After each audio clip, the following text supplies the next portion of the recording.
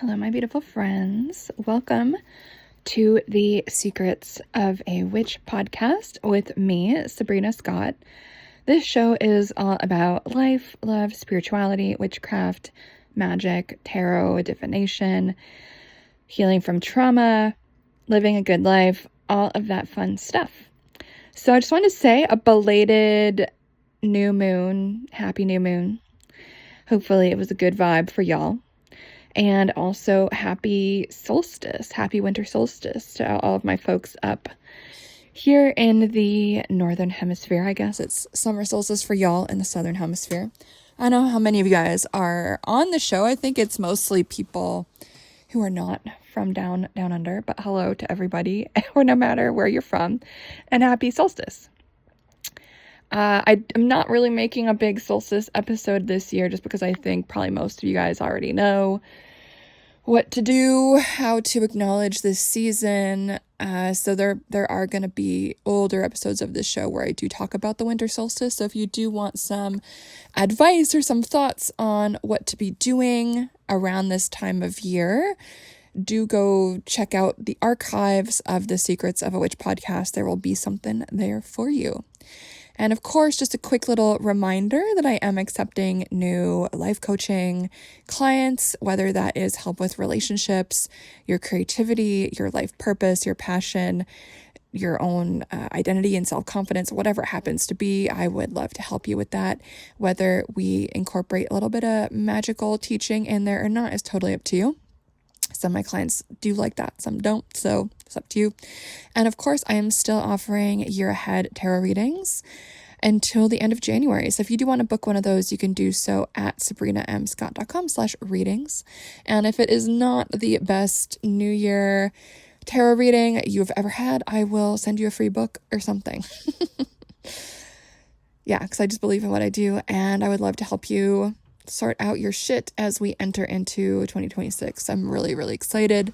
As always, for the new year, I think there's so much to be said about the symbolism and just all the energies that are shifting right now. I'm just really stoked on it. So anyway, enough on that for now. I'll talk more about that later as the year kind of edges to a close, but just want to shout out some of those services in case any of y'all need some support as we are moving from one energy, 1 year to the next. So anyway, let's get into today's topic, which is kind of convoluted, maybe kind of not. I don't know. We'll see. Just come along for the journey. So today I want to talk about closure in relationships. I want to talk about relationships ending, breakups, divorces, whatever it is. And one thing I've noticed is that a lot of folks really crave closure. A lot of folks really crave that one final conversation where everything is supposedly going to be talked out and everyone's going to understand each other and it's all going to be good. And while sometimes I do think it is possible to have that conversation, more often than not, I kind of feel like that is never going to happen for most of us. And it is just kind of a fantasy that a lot of people, I think, just need to release and let go of in order to really be able to move on and live life to the fullest and be able to just, keep it moving regardless of these ebbs and flows in our personal relationships. And as I'm speaking, I'm mainly talking about romantic relationships, but I think this is also super true when it comes to any other kind of relationship. Like even friendship breakups, I think, are something that we can relate this line of thought to.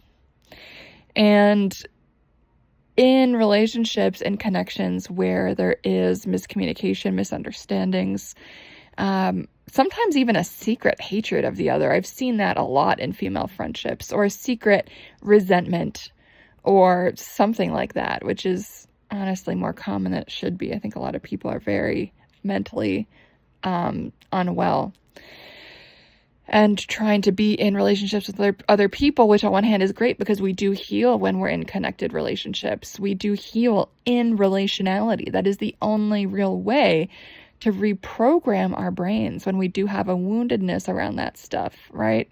So on one hand, it's great that folks are out here, living life, trying to get into connections with people, whether that's friendships or romance or whatever.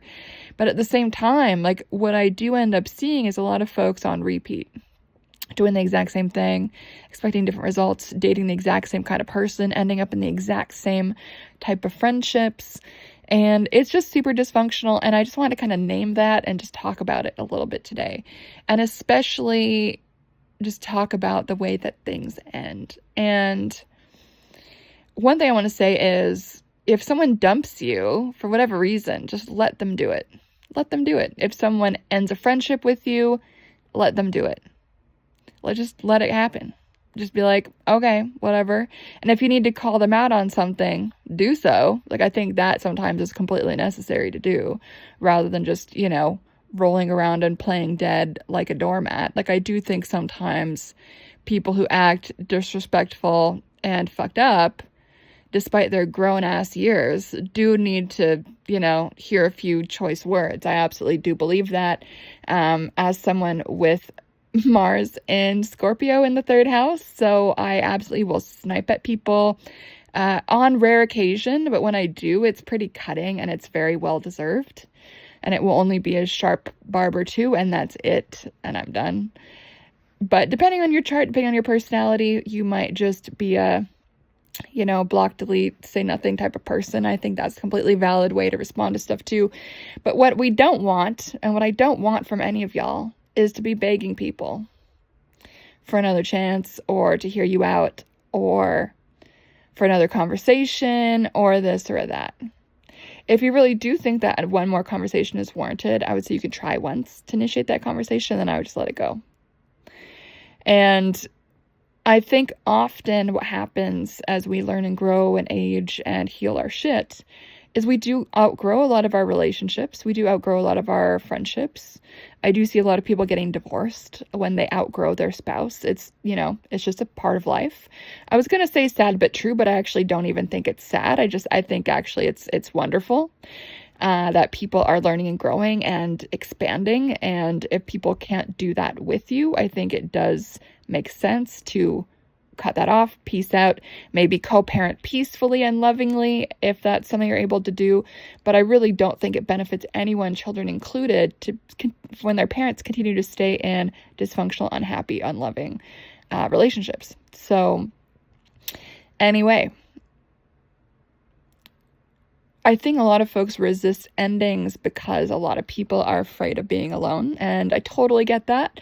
And I do think this fear of being alone is why a lot of people end up in bad relationships and stay in bad relationships. And I think what I've learned from being a life coach and tarot reader over the last many years, tarot reader obviously much longer than I've been life coaching, but a lot of what people come to me with is their relationship issues. And it is very rare. I think I can count on, both my hands total, the amount of people who have had nothing wrong with their relationship.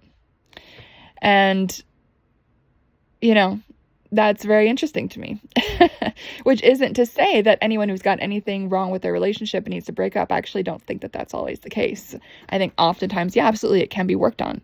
But the thing is, both people need to want to do that. And relationships are best when both parties are participating in them from a space of personal sovereignty and choosing to be there rather than a space of obligation.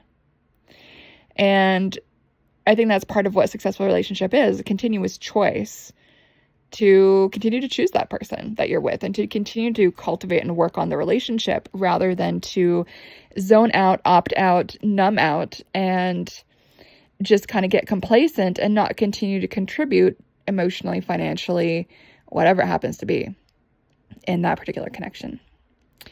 And I get it, like a breakup or, a split of some kind of way that can trigger folks to think, oh my God, this was my only chance at love, or this was my best friend. How will I ever find such a strong connection ever again? No one else is going to love me, blah, blah, blah, blah, blah. I think it can be really easy to fall prey to this kind of catastrophic form of thinking which ultimately, right, is very pessimistic. It's very scarcity minded. It's very desperate. And I would say it comes from a space of emotional reactivity and being a little bit triggered. And I totally get it. It can be really tough to be emotionally objective when you've spent a ton of years with someone that you loved for a really long time. Again, whether that was as a friend or a romantic partner. I totally get it. But time and distance can really give us that different perspective on what the relationship and the connection was once we're able to disentangle our mind and our spirit from that dynamic, which I think oftentimes people realize once they step away for long enough, like, holy shit, that was actually pretty dysfunctional. That really was not a good relationship for me. And this is part of why I really want to tell y'all to please, like, don't beg anyone to take you back when they're dumping you. Just let them do it. Let them do it. And this can go for long-term relationships, and it can also go for early dating.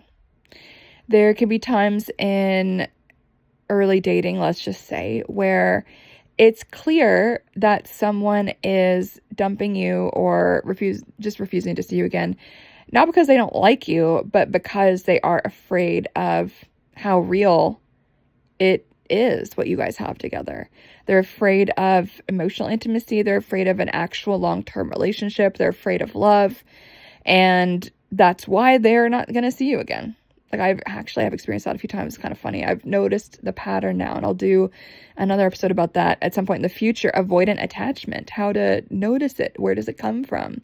All this type of thing I think is fascinating, and it's only something I've been learning about in any depth a little bit more recently over the last year or two. That just hasn't really been a concern of mine until relatively recently, and when I started to encounter this a lot more.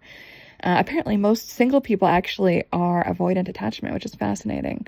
A friend of mine, chatting with her about this, suggested that avoidant attachment people should all have like dog tags or something on their ears so we can all know who they are and avoid them. But that's an episode for another day, because I do want to talk more about that in depth later.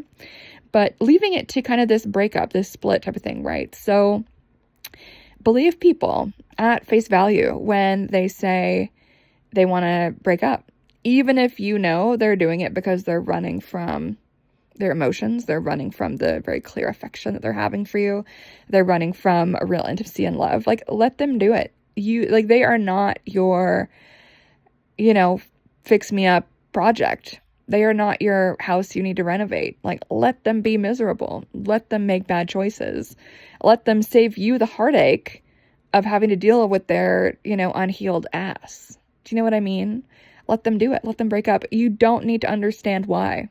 And this is something that took me a long time on my healing journey to really understand and internalize. Sometimes that search for the why, the search for the meaning of how did we get here? Why are they acting that way? Blah, blah, blah. Maybe we just have one more conversation, then we'll be able to understand and come together and all this type of thing. That search for the understanding, I think sometimes is a way to stay connected to that person. Because if we just accepted it as it is, whether we understand it or not, it's a lot easier to disengage and to move on and to do something else with our precious time. When we continue to wonder why and try to understand their dysfunctional behavior, it just keeps us in the dynamic. Dysfunctional people are all dysfunctional in their own unique way. And healthy people pretty much are all similarly functioning in the same way.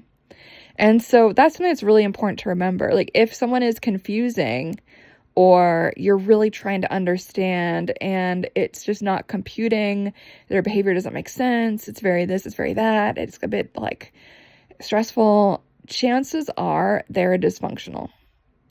Chances are they've got some shit to heal, because if they did not, you would not be feeling that drive to understand something that inherently doesn't necessarily make sense.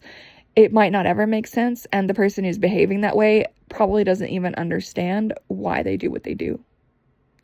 And so that is also something to watch yourself with these kind of connections when they end is, do you really want to waste your time understanding? And I think the understanding, the drive to understand comes from that desire for closure. The need, I think people think it's a need, but I don't think it's actually a need. The need or desire for understanding, closure. Once I understand, then I can put it at rest. But the fact of the matter is, some of these things are unintelligible by definition. And so the only way to move on is just to say, all right, fuck that. This person didn't respect me, doesn't like me, is insane, needs healing, whatever type of way you want to frame it, and just leave it there. And it takes a lot of restraint, a lot of self-control to be able to bracket something and just leave it where it is.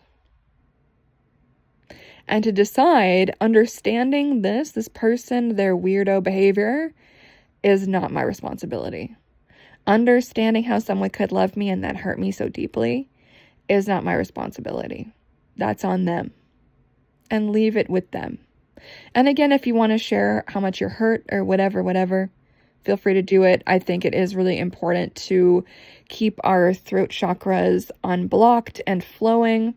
Doesn't mean you need to send a 5-paragraph essay. We don't really need that. I think that can be a little bit excessive.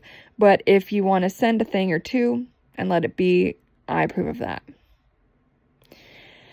And then I think where our efforts really do matter, is asking ourselves when we are treated in some particular type of way, why am I attracted to this rather than repulsed by it? If someone, this is an example I've seen a lot as a part of my career. I like to join like all these random little Facebook groups and just observe and see what type of questions people are asking for in their dating lives, in their lives in general, etc. Just to kind of see like what is on people's hearts and minds right now in the struggles they're experiencing in their life. And probably the most common one I've seen is from women who are like, this guy is hot and cold. He hasn't heard, like I haven't heard from him in forever. I don't know if he likes me. Like, I don't know what we are. It's very inconsistent. He'll disappear. And like this type of thing, right? I'm sure you guys all know what I'm talking about. Either this has happened to you or one of your friends or whatever. And, to me, it's like, okay, why are we so attracted to people who treat us that way? That is something to unlearn. And I think for some folks with trauma and developmental trauma and attachment trauma especially, there are some folks of us who are neglected in childhood, let's say, and this used to be me. So on one hand, I understand it, this compulsion to complete the cycle, right? Because if we are, let's say, neglected in childhood, we're going to learn that, okay, maybe if I do this, maybe if I do that, maybe if I, do all these various things, behave in these particular ways, then finally I will receive love. Then finally I will be accepted. Finally I get the attention and care that I want and deserve. And as adults who haven't healed that shit, what people tend to do is to chase the emotionally unavailable person, as though the chasing is what's going to change the situation. And I think when we operate from a space of healing, we look at someone who behaves that way, let's say neglectful, MIA, and we're just like, ew, gross. What the fuck is wrong with this person? And we see that dysfunction for what it is, with an even and balanced mind and emotional landscape.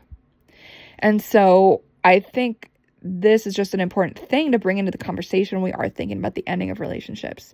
Like, if you are sad and bummed out when a relationship ends, what are you really sad about? And I think for some folks, it really can be like, this is a really loving relationship. It was really good. It was just the wrong stage of life, or we were just incompatible, even though nothing was really wrong per se. We just had a lot of love for each other and we're going to mourn that. I think that's 100% legitimate. Totally. However, what I see more often than that is that folks are in these relationships that were never even good to begin with. There was never a nourishment and a groundedness and an emotional safety in these relationships that people are so depressed about when they end. And so what are they really mourning? It's, this fantasy that was never achieved rather than what actually happened in reality. And so in this season, I do think Christmas time, there does tend to be a lot of breakups in this season, because it's such a high stakes time of year. Are you going to get the right presents? Like, are you going to invite people around your family? What's going to happen? It's a holiday time. And I do think holiday times tend to trigger people when they're dating, when they are relating, when they're in friendships. Just when people come together in the holidays, it can be volatile. And so I do anticipate a lot of breakups happening right now, and which is why I wanted to make this episode. And it's just something to think about, like, what are you really upset about if you are in a season where your friendship has ended or your love relationship has ended? What is it that you're mourning? Are you mourning something that never existed? Or are you mourning something that was genuinely healthy, even if it ultimately wasn't a fit long term? And how can you extract yourself and remove yourself from the desire to understand something that is perhaps not your business to understand? It will not serve you in any way to understand. How can we get closure internally rather than relying on other people for our closure? We cannot control other people. It's not a thing. It's never going to happen. We can really only ever control ourselves. And so if we're waiting on someone else to do something, say something, change in a particular way, be available to us, apologize, a lot of us are going to be waiting our whole fucking lives and putting our own mental wellness and healing on hold as we wait for someone to do something that they're not capable of doing, right? So rely on yourself for your own healing journey. Obviously, get advisors if you need them in your ecosystem of care, whether that is a life coach or a tarot reader like me, or a psychiatrist, a therapist, a counselor, marriage counselor, sex therapist, like whatever other supports you need to help support you through your journey, through your process. Get those folks. At the same time, all of these people who are supporting you, including perhaps myself, all of our role should be to help you find that power within yourself to be your own locus of control, to be your own source of healing and closure, right? Just some important stuff I want to talk about. Okay, I'm going to leave it there for now. Much love to my people. If you enjoy this show, please do share it with a friend. Please do give me a 5-star rating or a thumbs up wherever it is that you're listening. Subscribe over on YouTube, youtube.com/Sabrina Scott. And if you're listening on Spotify or Apple Podcasts, the 5-star rating, happy review really does go a long way to help push me up in the standings. And if you found this helpful or thought-provoking, please do share it with a friend or two. All right, y'all. Much love. Talk to you guys very, very soon. Of course, you can find me at SabrinaMScott.com. If you are still Christmas shopping, you can grab any of my books or journals on Amazon. Just look up Sabrina Scott, Witchcraft, Tarot, Body Magic, Witch Body, Witch at Home, like whatever keywords you want to do, you will find my stuff. If you're having trouble, just go to my website. I do link a lot of my stuff, though not all of it. I'm working on rebuilding the website and updating it. But anyway, hope you guys are doing well. Hope this was useful, and I'll talk to you guys soon. Bye.